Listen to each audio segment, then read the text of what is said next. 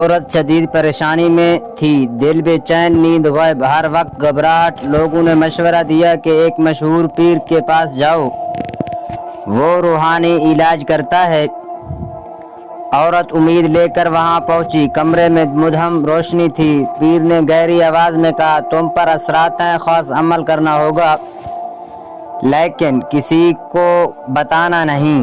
وہ غیر ضروری طور پر قریب آنے لگا اور علاج کے نام پر جسمانی لمس کی بات کرنے لگا۔ عورت کے دل میں کھٹکا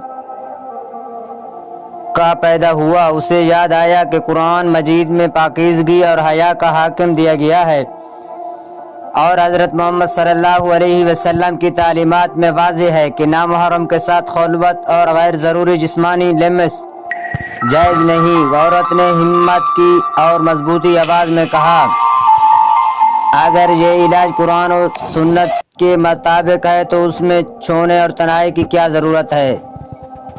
کمرے میں خاموشی چھا گئی۔ اسلام میں روحانی علاج سادہ ہے۔ سورۃ الفاتحہ، آیت الکرسی، سورۃ الفلق، سورۃ الناس پڑھ کر خود پر دم کرنا مصنون طریقہ ہے، نہ ڈرامہ، نہ چھونا، نہ خفیہ عمل۔ اصل حکمت اللہ کے کلام میں ہے، نہ کہ انسانوں کی چالاکی میں۔ جو شخص دین کے نام پر حیا کی حدیں توڑے، وہ رہنما نہیں ہو سکتا۔ یاد رکھیں، اسلام عزت اور پردے کا دین ہے۔ علاج بھی شریعت کے دائرے میں ہوگا۔